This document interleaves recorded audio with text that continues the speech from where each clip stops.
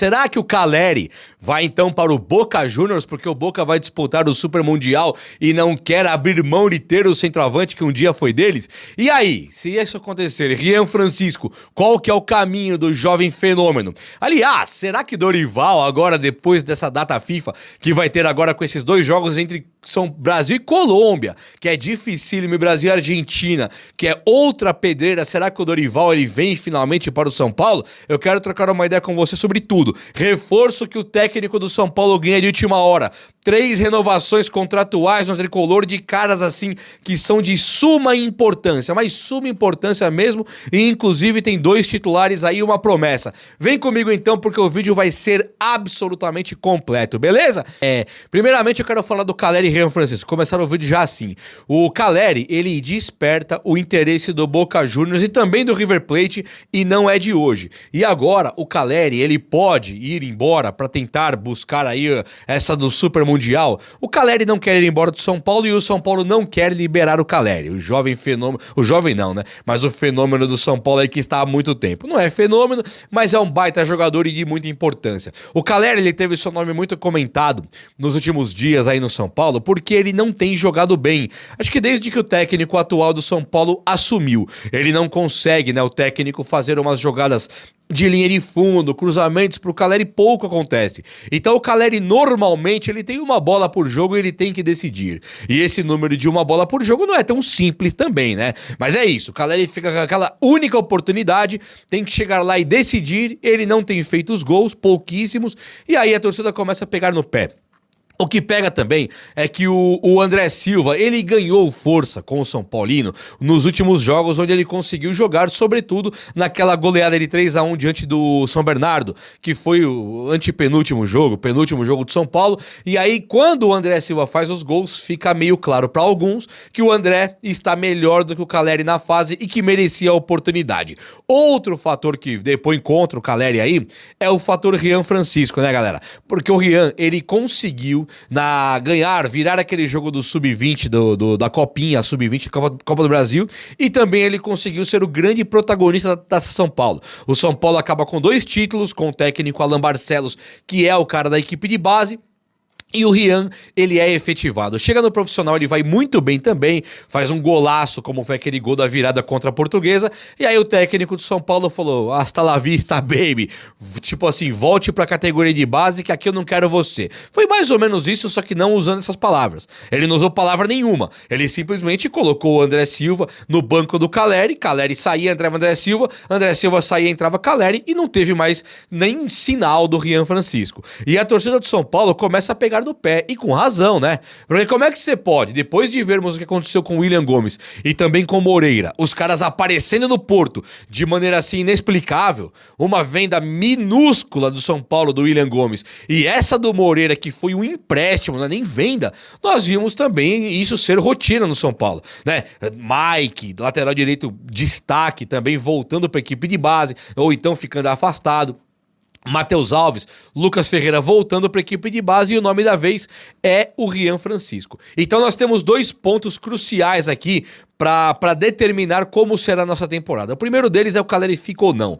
E eu diria para vocês que hoje tá mais pro Caleri ficar no São Paulo do que pro Caleri sair, tá? Hoje está mais pro Caleri ficar. Até porque os times da Argentina, tanto Boca quanto River, eles não têm a grana para chegar e comprar o Caleri. O Caleri teria que querer muito ir embora, o São Paulo teria que liberar o Caleri, não tem como times argentinos pagarem a multa rescisória, só se chegar um patrocinador inexplicável e pagar aí, sei lá, 50 milhões de euros, a última informação que eu tive da multa do Caleri. Então é uma multa impagável, e ninguém vai conseguir chegar nisso, até pela idade do Caleri, pela fase que ele vive. O São Paulo teria que querer mesmo. Um dia, o São Paulo quis liberar o Lucas Prato.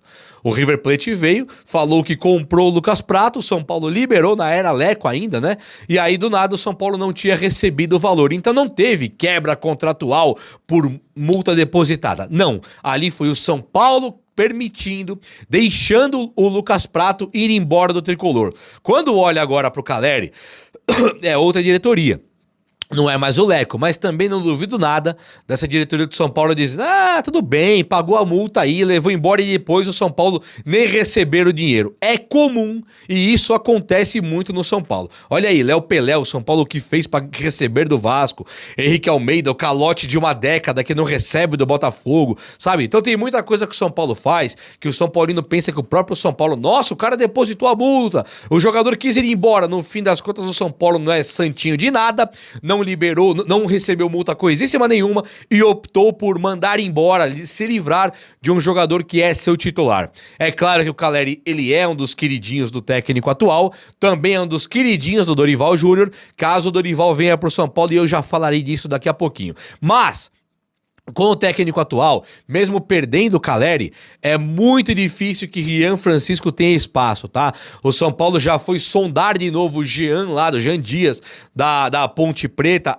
talvez a pedido do técnico, é o que alguns portais cravam, e agora também tem essa questão aí do Vinícius, lá do Fulham e tal. É muito jogador que aparece antes, né? Com uma sondagem, ou talvez com uma realidade, aparece até antes do Rian Francisco, o que para muitos é uma coisa, assim, pesadíssimo, e pra mim também é.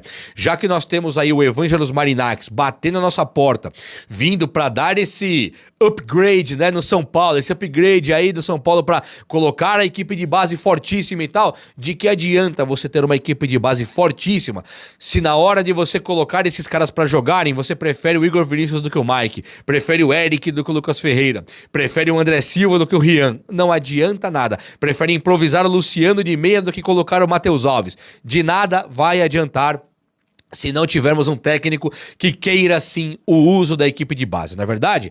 Por falar em equipe de base, deixa eu falar das renovações contratuais aqui agora, depois eu falo de reforço e falo também do Dorival Júnior, o grande.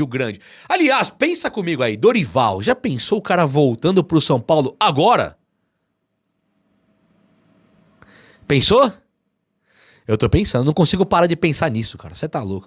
Ó, renovação de Matheus Alves, pegando esse ganchinho da equipe de base aqui, ainda não está selada, não foi concluída ainda essa renovação do Matheus Alves. O São Paulo entende que tem que renovar.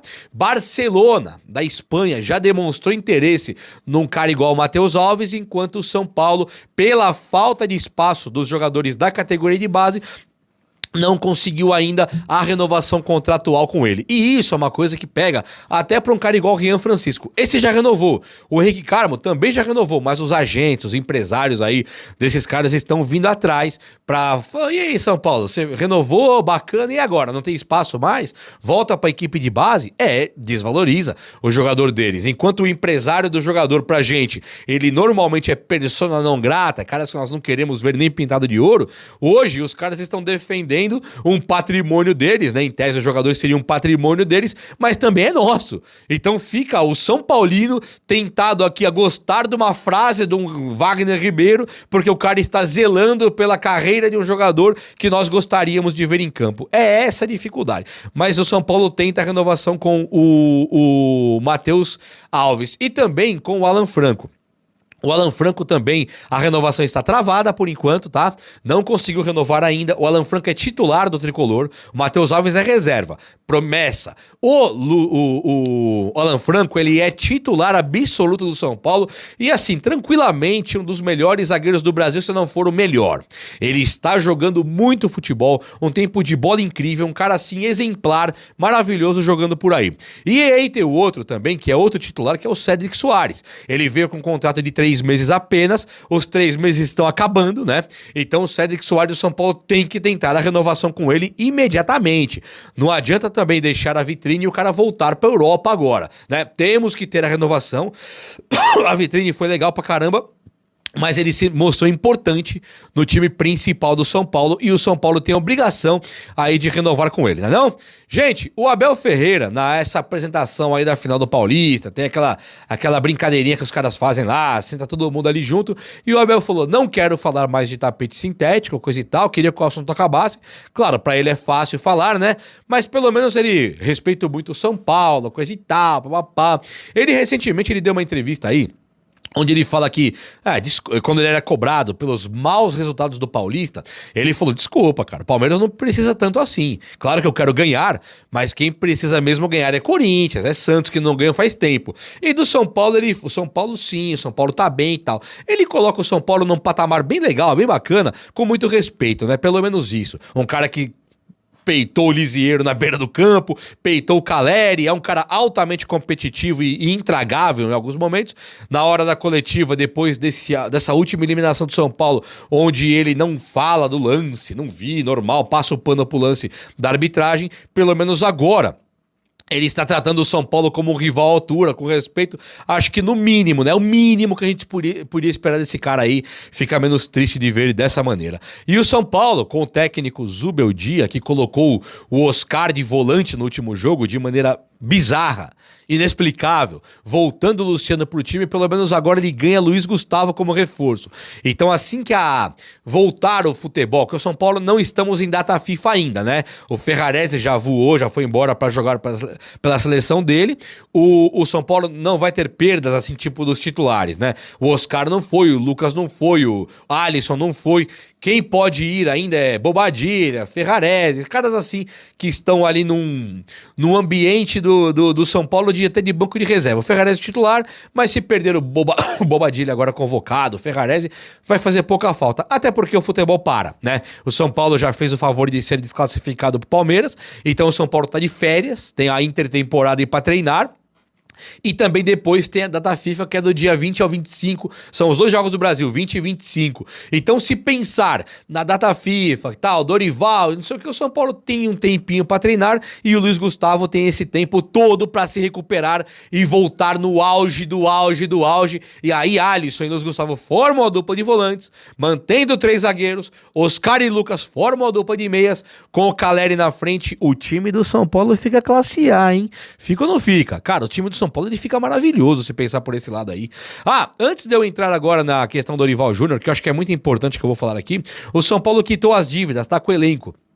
Aqueles salários atrasados, quitação de dívidas, coisa e tal, o São Paulo foi lá e quitou. Então, maravilhoso pro Tricolor, parabéns pra diretoria, é lógico que é obrigação, é lógico que é uma vergonha ter atrasado, é óbvio que tem um monte de percalço aí pra fazer esse elogio, né? Fazer um elogio aqui, se você é melhor dizer, Juba tá passando pano, parece que sim. Mas assim, eu quero dizer, pô, no pior dos mundos, na maior ridícula, a coisa mais ridícula do mundo, o São Paulo conseguiu quitar. Pelo menos isso. Que seja o início agora de uma fase segura, de uma fase tranquila, de fase de venda de jogadores, contratações baratas ou de graça e vendas carésimas para equilibrar esses cofres para sempre, né não? Agora vamos para Dorival Júnior. Respira aí. Dorival. O que tá acontecendo? Por que eu quero falar de Dorival? Olha só. O jornalista Jorge Nicola colocou que lá no São Paulo, a única unanimidade como técnico é o Dorival Júnior. Ele coloca nomes como de Renato Gaúcho, de Tite, de Diniz, tudo longe do São Paulo. Não, aqui o Diniz, quem gosta é fulano, quem não gosta é ciclano, tipo isso.